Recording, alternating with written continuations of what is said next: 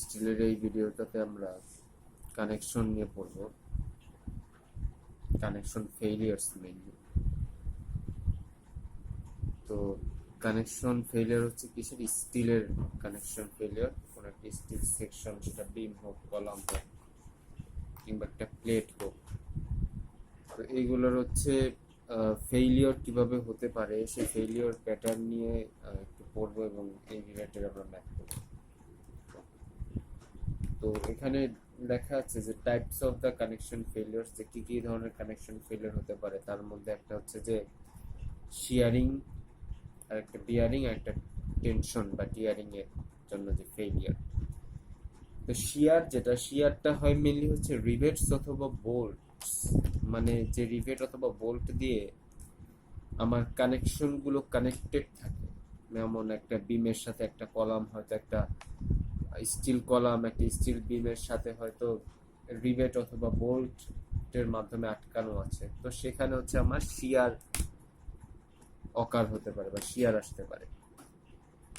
আর bearing আর tension যেটা, এটা হইতেছে প্লেটেরই হয়। প্লেট বলতে প্লেটের হতে পারে, এটা স্টিল যে কোনো সেকশন, কলাম সেকশন বা বিম সেকশনের হতে পারে এগুলো। তো এই তিনটাই হচ্ছে মেইনলি কানেকশন ফেলিয়ার। এবারেও আছে, কিন্তু ওই তিনটাই মেইনলি কনসিডার করা হয়। তো আমরা যদি একটু দেখতে চাই যে আহ, কেমন করে এই ফেলিয়ার গুলো হয়, আই মিন শিয়ার, বিয়ার কিংবা টেনশন কিভাবে হয়। আমি মনে করলাম যে এইখানে দুটা প্লেট, সেই দুটো প্লেট হচ্ছে একটা বোল্টের মাধ্যমে আটকানো আছে, বা আমি বলি যে রিভেটের মাধ্যমে আটকানো আছে। এই যে দুটো প্লেট আলাদা আলাদা, একটা উপরে একটা নিচে, এবং তারা একটা কি বোল্টের মাধ্যমে আটকানো আছে এরকম। তো এই প্লেটে আমি যদি দুই দিক থেকে বল দিই বা ফোর্স আসে বা টান আসে, তাহলে কেমন হবে? তাহলে এই প্লেটটা কয়েকটা ভাবে ফেল হতে পারে। সে কয়েকটা ভাবে কি, ওই যে যে তিনটা পদ্ধতি দেওয়া ছিল, তিনটা ভাবে ফেল হতে পারে। প্রথমটা হচ্ছে কি আমার শিয়ার। শিয়ারে যেটা হবে সিম্পল, আমার যে কানেকশনটা ছিল, যেটা বোল্টের মাধ্যমে আটকানো ছিল, ওই বোল্টটা তার নিজের জায়গা থেকে ছিঁড়ে সরে যাবে। তার মানে কি, প্লেটটা কি হয়ে গেল, যে বোল্টের মাধ্যমে দুটো আটকানো ছিল, সে আটকানোটা কিন্তু আর থাকবে না, সে কি হয়ে যাবে, সরে যাবে। মানে দুটো প্লেটের মাঝে এই যে বোল্ট, এই একটা বোল্ট ছিল, কিন্তু এটা কিন্তু দুজনে একটা বোল্ট ছিল, সব মিলে একটা বোল্ট ছিল। আমি যদি একটু দেখাই, এখানে যদি একটু দেখি আমরা, শুরুতে শুরুতে কিন্তু এখানে একটা বোল্ট ছিল।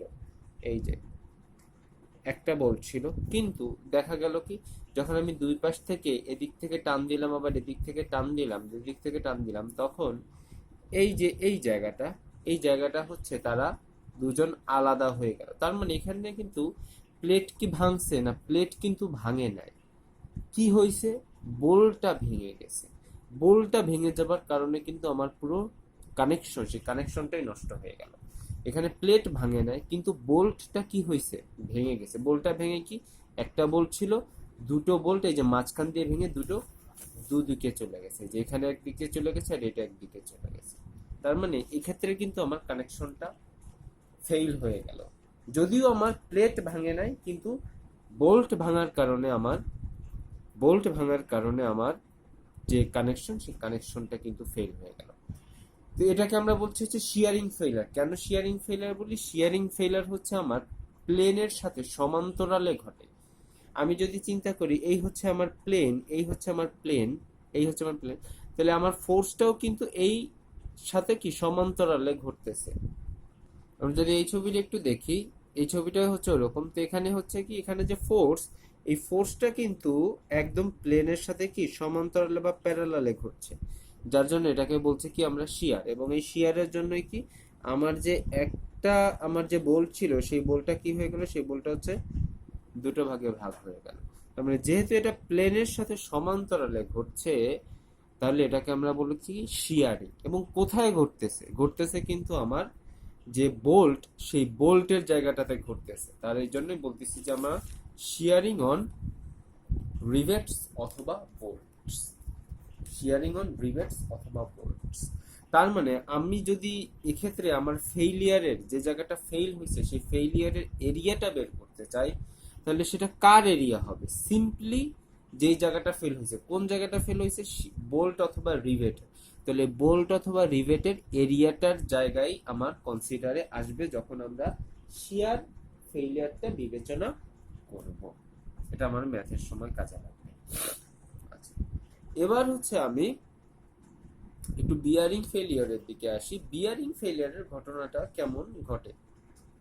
শিয়ারের জায়গায় আমার বোল্টটা ভেঙে দুদিকে চলে গিয়েছিল, কিন্তু আমার বিয়ারিং এর জায়গায় যেটা হবে শুধুমাত্র বোল্টটা দুপাশে সরবে না, বরং এই রকম একটা জায়গা তৈরি করবে। মানে এখানে কি ছিল? বোল্টটা লাগানো ছিল না, বোল্টটা লাগানো ছিল।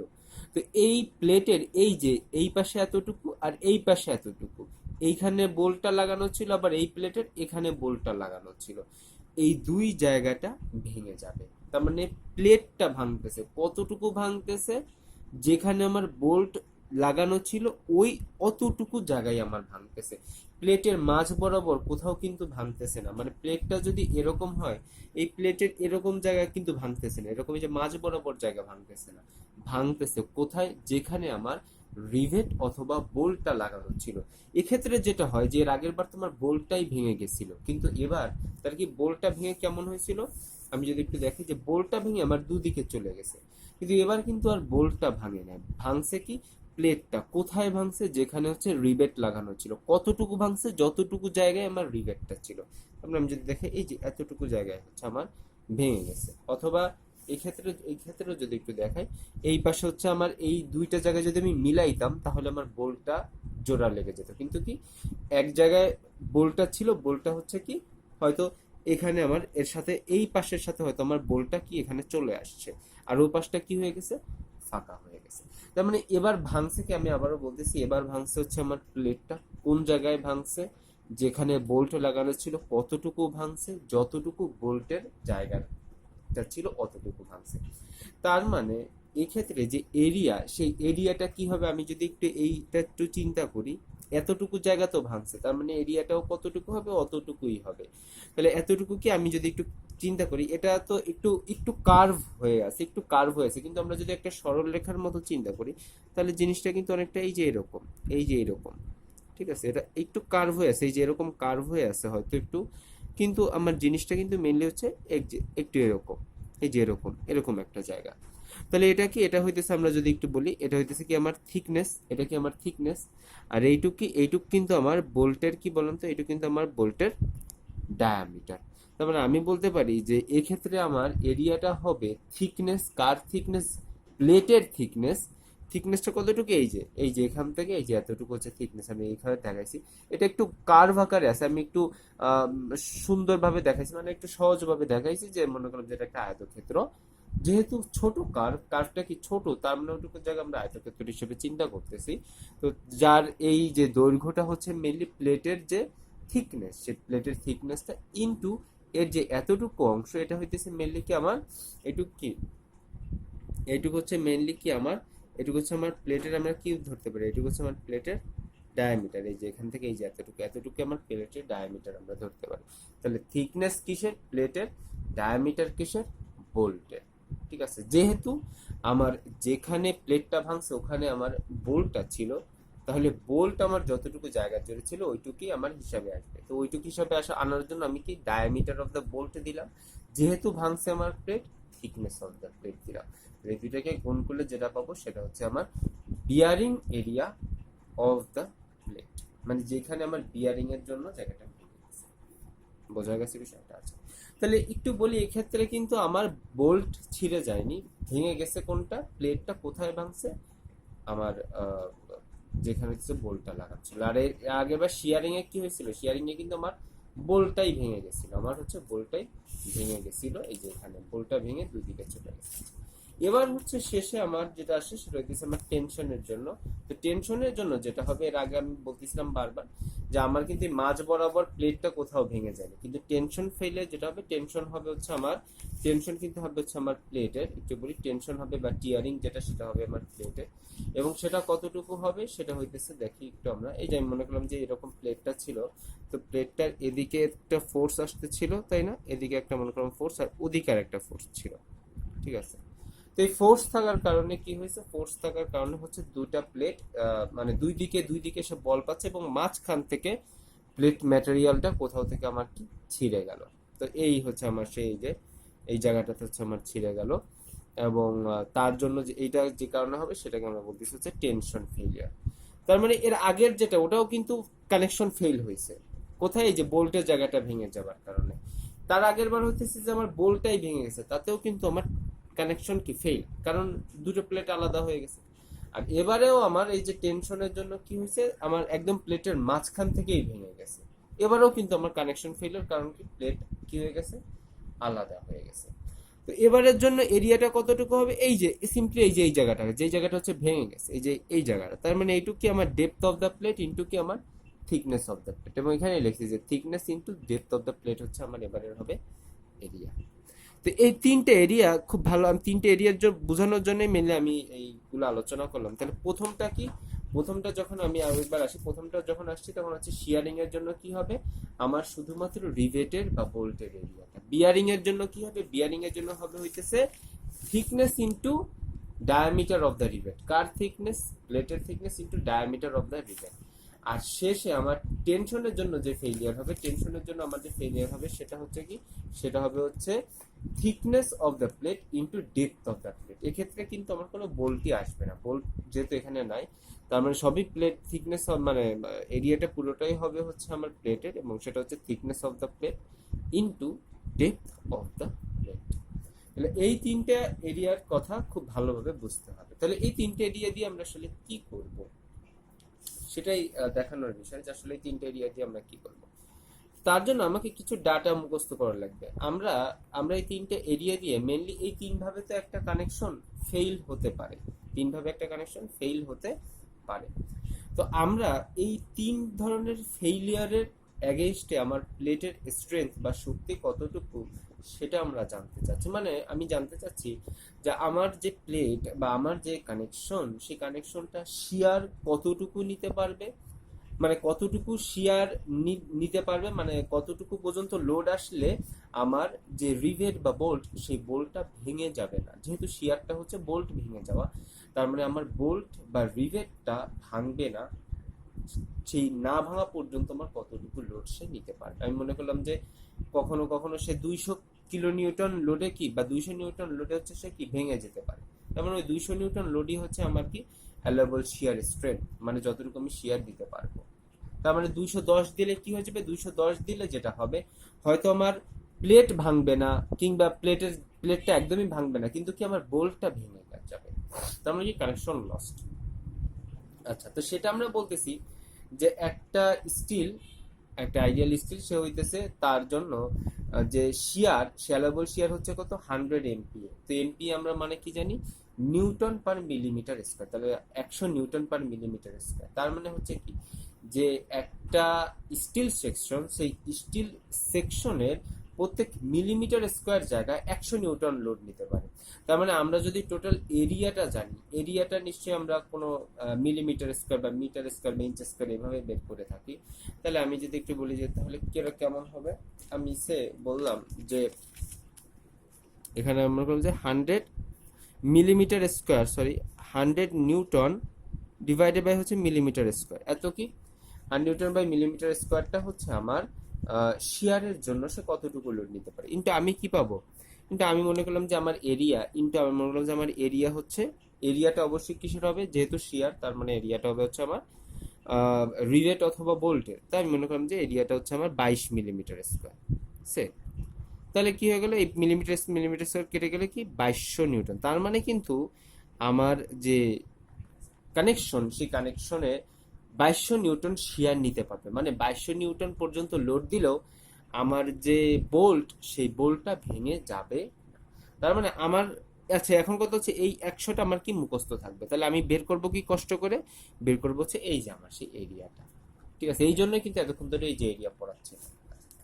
ঠিক একইভাবে বিয়ারিং এর জন্য আমার বলতেছে যে বিয়ারিং এর জন্য আমার নিতে পারবে হচ্ছে 335 এমপিএ, 335 এমপিএ, তো এটাও আমার মুখস্থ রাখা লাগবে এগুলা, যে শিয়ারিং এর জন্য 100 নিতে পারে, বিয়ারিং এর জন্য হচ্ছে নিতে পারে 335 এমপিএ। তো 335 এমপিএ মানে হচ্ছে 335 নিউটন পাই মিলিমিটার স্কোয়ার, এখানে হয়তো মিলিমিটার স্কোয়ারটা ঠিক মতো দেখা যাচ্ছে না, যাই হোক। তো 335, এবং টেনশনের জন্য কত, টেনশনের জন্য সেই মানটা হবে হচ্ছে 150 এমপিএ বা 150 নিউটন পাই মিলিমিটার স্কোয়ার। ঠিক আছে, তার মানে এই তিনটা কিন্তু হচ্ছে আমাকে অবশ্যই রিমেম্বার মুখস্থ রাখতে হবে। আর আমি এই শীটটা হচ্ছে পিডিএফ আকারে আপলোড দিয়ে দিব, সো এটা নিয়ে কোনো সমস্যা নেই। ওকে, তাহলে কত আসলে আমার 150, তাহলে এই তিনটা কিন্তু 100, 335 এবং 150 এগুলো হচ্ছে একটু মুখস্থ রাখা লাগবে। তো আমরা এখন একটা ম্যাথের দিকে আগাই। এই প্রবলেমটাতে বলা হচ্ছে যে find the capacity of AISC connection for the W310 into 54 beam shown in the figure. The connection consists of two angles যার স্পেসিফিকেশনে যে বলা আছে, এবং বলতেছি যে each 215 millimeter long, 22 millimeter rivets spaced 75 millimeter apart are used in 24 millimeter holes. তো আসলে দেখে মনে হচ্ছে কি না কি অনেক বড় কিছু, আসলে এত বড় কোনো ম্যাথ নাই। স্টিলের ম্যাথগুলো আসলে এরকমই দেখে মনে হয় আসলে অনেক বড় কঠিন, আসলে একটু পরে বুঝলেই হয়। আমরা একটু ছবির দিকে আগাইলে মোটামুটি একটু বোঝা যাবে ভালো। ওকে, ছবিতে কি দেখতেছি, ছবিতে দেখতেছি যে এখানে মেইনলি একটা কলামের সাথে, স্টিল কলামের সাথে একটা স্টিল বিম লাগানো আছে। কিভাবে লাগানো আছে, এই হচ্ছে আমার স্টিলের কলাম, এই হচ্ছে কি আমার স্টিলের কলাম, সেই কলামের সাথে এই যে একটা অ্যাঙ্গেল, এখানে একটা অ্যাঙ্গেল দেখা যাচ্ছে, এটাকে একটা অ্যাঙ্গেল না, এই কলামের সাথে এই অ্যাঙ্গেলটা লাগানো আছে, যার এই যে এই তিনটা বোল্ট হচ্ছে কলামের সাথে লাগানো, আর এই তিনটা বোল্টটা হচ্ছে আমার ওপাশে বিমের সাথে লাগানো। মানে এই হচ্ছে আমার কলাম, এই কলামের সাথে আমি একটা বিম লাগাবো। কিভাবে লাগাবো, একটা অ্যাঙ্গেলের মাধ্যমে। তাহলে কিভাবে হবে সেটা, এই অ্যাঙ্গেলের এই তিনটা বোল্ট কলামের সাথে লাগানো আছে, আর এই তিনটা বোল্ট দিয়ে আমি ওপাশে বিমের সাথে লাগাবো, যেটা হচ্ছে নিচের ছবিটা দিয়ে বোঝা যাবে কিছুটা। মানে এই যে তিনটা বোল্ট, এই তিনটা বোল্টকে আমি এই বিমের সাথে লাগাই দিলাম, আর এই যে এই তিনটা বোল্ট এপাশে কি আমি কলামের সাথে লাগাই দিলাম। ঠিক ওপাশেও একই জিনিস, যে তিনটা বোল্ট কলামের সাথে লাগানো, আবার এখানে আরেকটা বিম আছে, এই বিমের সাথে এই অ্যাঙ্গেল তিনটা বোল্টে দিয়ে লাগানো আছে। বোঝা গেছে, তার মানে বিমের সাথে কি আমি একটা, আমার কলামের সাথে আমি একটা বিম লাগাবো। কিভাবে লাগাবো, অ্যাঙ্গেলের মাধ্যমে। তিনটা বোল্ট এখানে আছে, তিনটা বোল্ট কলামের সাথে লাগানো থাকবে, তিনটা বোল্ট ওপাশে একটা বিমের সাথে লাগানো থাকবে। মানে এখানে একটা কলাম, কিন্তু এই একটা কলামের সাথে আমার কি দুটো বিম লাগানো আছে। কিভাবে, দুটো অ্যাঙ্গেলের মাধ্যমে। তার মানে আমার কলামে কিন্তু এপাশে তিনটা বোল্ট, এপাশে তিনটা বোল্ট, মোট 6টা বোল্ট। আর বিমের এপাশের বিমের জন্য তিনটা বোল্ট, আর এপাশের বিমের জন্য আবার হচ্ছে আমার বাকি তিনটা বোল্ট। বোঝা গেছে ছবিটা কিছুটা? ঠিক আছে, তো এই হচ্ছে আমার বিম, আর এ পাশে হচ্ছে আমার সেই কলাম। এই হচ্ছে বিমের তিনটা বোল্ট, এবং এই অ্যাঙ্গেল দিয়ে, এই যে অ্যাঙ্গেলটাই হচ্ছে এই যে এই অ্যাঙ্গেল দিয়ে আবার আমার কলামের সাথে তিনটা বোল্ট কানেক্টেড। ঠিক আছে, আচ্ছা, এই হচ্ছে একটা কানেকশন। এখন আমাকে বলতেছে কি যে ফাইন্ড দ্য ক্যাপাসিটি, এই কানেকশনের ক্যাপাসিটিটা বের করো। ঠিক আছে, তো আমরা এই কানেকশনের যখন ক্যাপাসিটিটা বের করতে চাচ্ছি, আমরা হচ্ছে এখানে বলতেছি যে we will check only shear and bearing. আমরা হচ্ছে আপাতত শুধু শিয়ার এবং বিয়ারিংটা চেক করব।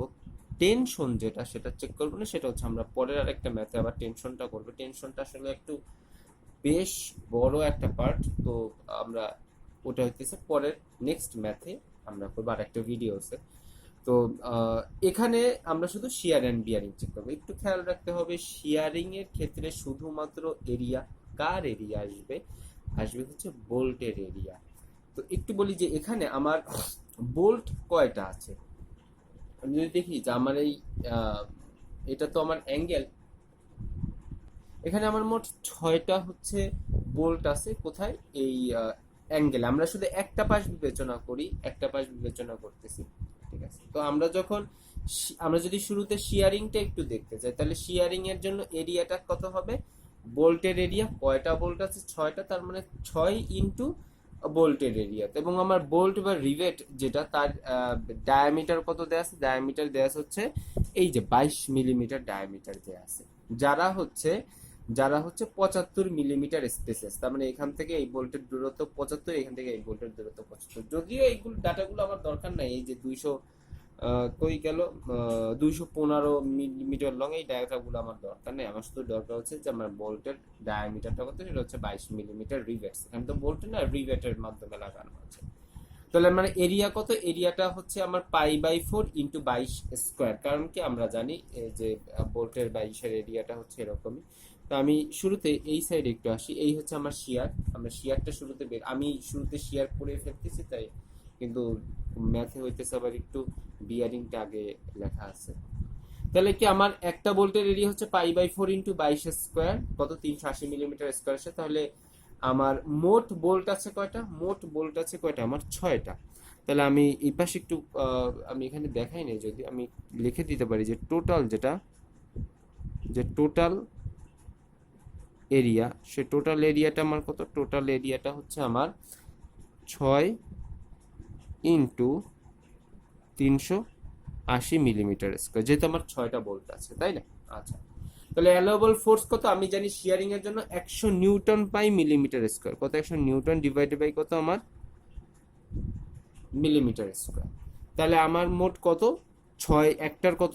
380, তাহলে 6টা কত? 6 into 380 millimetre square. Millimetre square, এই পাশে মিলিমিটার স্কোয়ার কেটে গেলে বাকি যা থাকবে সবই কি আমার নিউটন। তাহলে 228 ইন্টু 10⁻3, তাহলে আমরা বলতে পারি 228/228 কিলো নিউটন। 1000 দিয়ে ভাগ করে দিলে কিলো নিউটন।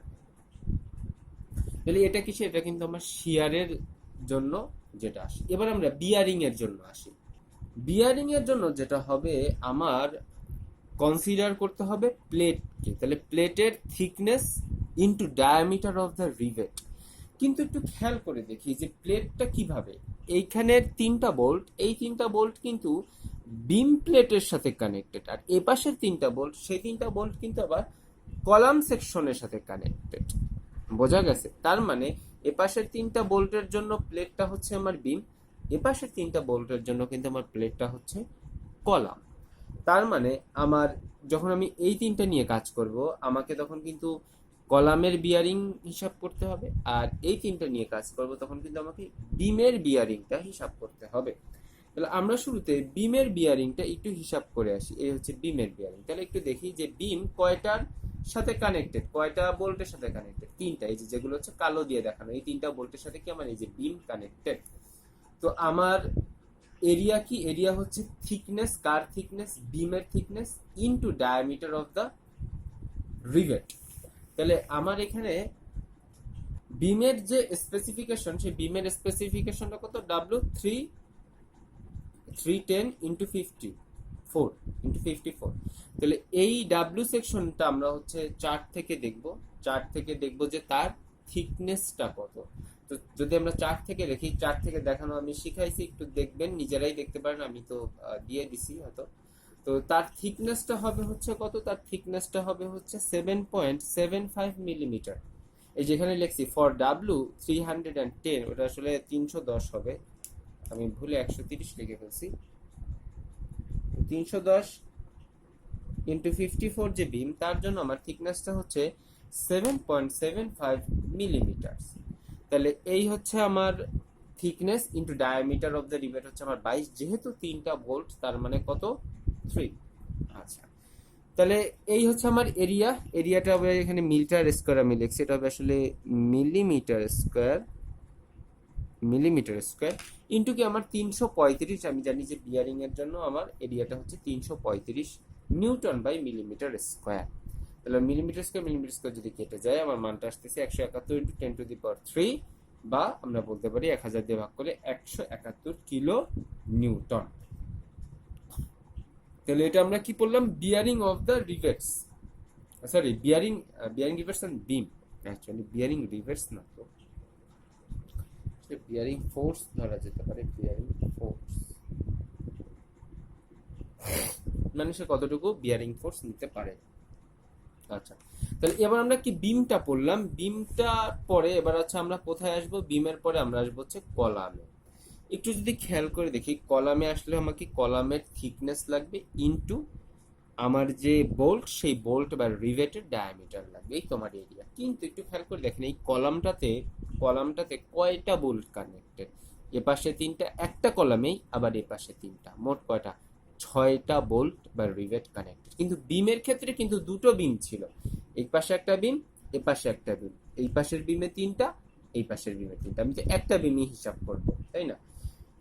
কিন্তু কলামের ক্ষেত্রে দেখেন একটা কলামেই আমার কয়টা, ছয়টা হচ্ছে রিভেট আছে। তার মানে ছয়টা রিভেটের জন্য কি ছয় দিয়ে আমাকে গুণ দিতে হবে। তাহলে আমি জানি যে থিকনেস ইনটু কি ডায়ামিটার। তাহলে আমার এখানে একটু দেখি যে বিয়ারিং রিভেটস অন, যে এখানে হচ্ছে কলামটা বিবেচনা করেনি, বিবেচনা করেছে হচ্ছে অ্যাঙ্গেলটাকে। কেন অ্যাঙ্গেলটা বিবেচনা করছে, অ্যাঙ্গেলটা কিন্তু নিজেও একটা কি স্টিল প্লেট। তো স্টিল প্লেট হবার কারণে এই নিজে অ্যাঙ্গেলটাও কিন্তু আমার ভেঙে যেতে পারে, নিজে অ্যাঙ্গেলটাও কিন্তু আমার যে কোনো ভাবে ভেঙে যেতে পারে। কোন জায়গাটাতে, আমি যদি বলি বিয়ারিং মানে কোন জায়গাটাতে ভাঙবে, ভাঙবে হচ্ছে আমার যেখানে ডায়ামিটার বা আমার রিভেট গুলো আছে সেই জায়গাটাতে ভাঙবে। তো অ্যাঙ্গেলটা যেহেতু নিজেও একটা প্লেট, একটু যদি দেখাই যে অ্যাঙ্গেলটা তো নিজেও একটা প্লেট, তাই না? অ্যাঙ্গেলটা তো এভাবে নিজে হচ্ছে একটা প্লেট। তো সেই প্লেটের জন্য ওর কয়টা বোল্ট আছে, ওর কিন্তু বোল্ট আছে হচ্ছে ছয়টা। তার মানে ও কিন্তু ছয়টা জায়গায় হচ্ছে ভাঙতে পারে। তাহলে সেক্ষেত্রে আমার এরিয়াটা কত হবে, সেক্ষেত্রে আমার এরিয়াটা হবে হচ্ছে এরিয়া অফ দ্য, এরিয়া মানে এরিয়াটা কি আমার যেহেতু আমার বিয়ারিং এর জন্য, তাহলে কি থিকনেস অফ দ্য প্লেট, তাহলে থিকনেস অফ দ্য এখানে কি অ্যাঙ্গেলস, যেহেতু আমার অ্যাঙ্গেল ভাঙবে, ইন্টু ডায়ামিটার অফ দ্য হচ্ছে আমার রিভেট অথবা বোল্ট যেটা আছে, এখানে তো রিভেট আছে। তাহলে একটু যদি দেখি এখানে আমার কয়টা কি বলে অ্যাঙ্গেল ছিল, এ পাশে একটা অ্যাঙ্গেল, এ পাশে একটা অ্যাঙ্গেল, তো আমরা একটা অ্যাঙ্গেলই হিসাব করি। তাহলে সেই অ্যাঙ্গেলের আমার যে ডিমেনশন দেওয়া আছে সেটা হচ্ছে 102, তার মানে দৈর্ঘ্য 102, প্রস্থগত প্রস্থ হচ্ছে 89, এবং আমাকে বলছে যে থিকনেস, সেই থিকনেসটা কত, 9.5 মিলিমিটার। তার মানে এক্ষেত্রে কিন্তু তাহলে আমার কি লাগলো, থিকনেস অফ দ্য অ্যাঙ্গেল লাগবে, এবং সেটা কত, 9.5 মিলিমিটার। এবং আমি যদি দেখি যে আমার একটা অ্যাঙ্গেলে আমার বোল্ট কয়টা আছে বা রিভেট কয়টা আছে, ছয়টা, তার মানে কি আমাকে ছয় দিয়ে আসলে কি করতে হবে, গুণ দিতে হবে। তার জন্য যদি একটু এখানে আমরা দেখি যে বিয়ারিং ফোর্স অন অ্যাঙ্গেলস, অ্যাঙ্গেলসের যদি আমরা একটু দেখি তাহলে 6 ইনটু আমার থিকনেস অফ দ্য অ্যাঙ্গেল কত, 9.5, আর আমার যে ডায়ামিটার অফ দ্য রিভেট সেটা কত, 22। যেহেতু ছয়টা আছে তাহলে 6 দিয়ে গুণ, এই হচ্ছে আমার কি এরিয়া। এবং আমি জানি বিয়ারিং এর জন্য কত, বিয়ারিং এর জন্য হচ্ছে 335, এবং সেটা দিয়ে যদি গুণ দিয়ে দিই আসবে হচ্ছে আমার 420 কিলো নিউটন। তাহলে এখন কথা হচ্ছে আমরা এখানে শুধুমাত্র হিসাব করলাম, একটা হচ্ছে শিয়ার আর একটা হচ্ছে কি বিয়ারিং, এই দুটাই মিলিয়ে আমরা হিসাব করছি, তাই না? আচ্ছা, এখন কথা হচ্ছে যে আমি মনে করলাম যেখানে আনসারটা কোনটা হবে সেটা যদি আমরা একটু বিবেচনা করতে চাই, আমার এখানে কত, এখানে আসছে হচ্ছে আমার 171 কিলো নিউটন, এক্ষেত্রে আমার কত আসছে 228, আর এখানে আসছে আমার 420। এখন কথা হচ্ছে আমি কোনটা বসাবো, 171 নাকি 228 নাকি হচ্ছে আমার 420। আমি একটু খেয়াল করে দেখেন, যখন 420 নিব তখন হচ্ছে বিয়ারিং অফ দ্য অ্যাঙ্গেলস মানে অ্যাঙ্গেল বোল্টের জায়গাগুলোতে ভাঙবে না, কিন্তু কি হবে একটু দেখেন তো, শিয়ারে কি হয়ে যাবে, রিভেট ভেঙে যাবে, মানে আমার যে রিভেট সেই রিভেট গুলো কি আলাদা হয়ে যাবে পরস্পর থেকে, মানে রিভেটটা ভেঙে যাবে। আবার আমি যদি 228 দিই এটাও টিকে যাবে, এটারও কোনো সমস্যা নেই, কত 420 নিতে পারবে, টিকে যাবে। কিন্তু কি ঘটনাটা ঘটবে, ঘটনাটা ঘটবে হচ্ছে আমার বিয়ারিং ফোর্স অন বিমস, মানে আমার বিমের জায়গাটাতে, এই যে বিমের জায়গাটাতে এই জায়গাগুলো হচ্ছে ছিঁড়ে যাবে। ঠিক আছে, কারণ এ কি, এ হচ্ছে 171-এর বেশি নিতে পারে না, তার মানে 228 দিলে সে কিন্তু কি হয়ে যাবে, সে হচ্ছে ভেঙে যাবে। তার মানে আমাকে কিন্তু সবচাইতে কোনটা দিতে হবে, কম দিতে হবে, যেটা সবচাইতে কম সেটা আমাকে দিতে হবে। তার মানে অ্যালাউয়েবল যে ফোর্স সেটা কিন্তু হবে সবচাইতে কমটা। ঠিক আছে, কারণ এই 180 দিলে অন্যগুলো হয়তো থেকে যাবে, কিন্তু আমার বিয়ারিং অন বিম মানে বিম যে জায়গাটাতে আছে এই বিমের জায়গাটাতে আমার ভেঙে যাবে। বোঝা গেছে বিষয়টা? তার মানে আমাকে অ্যালাউয়েবল যেটা ফোর্স সেটা সবসময় কি দিতে হয়, কম দিতে হয়। এবং আমাকে এখানে বলছে যে ফাইন্ড দ্য ক্যাপাসিটি, মানে তার ক্যাপাসিটি কত, মানে এটা যেটা বোঝাচ্ছে যে সর্বোচ্চ কত লোড সে কোনো কিছু ভাঙা ছাড়া হচ্ছে নিতে পারে, এটাই হইতেছে কি আমার ক্যাপাসিটি। এবং সেটা হইতেছে কি সবচাইতে এগুলোর মধ্যে যেটা কম আসবে সেটাই হবে হচ্ছে আমার ক্যাপাসিটি। এর মধ্যে সবচেয়ে কম আসছে কোনটা, 171টা, কারণ 228 বা 420-এর চাইতে সেটা হইতেছে বড়, এবং সেটার জন্য হইতেছে আমরা এই যে তাহলে ক্যাপাসিটিটা কত দিলাম, 171। তো এর পরের ম্যাথটাতে হইতেছে আমরা টেনশন নিয়ে হইতেছে আলোচনা করব।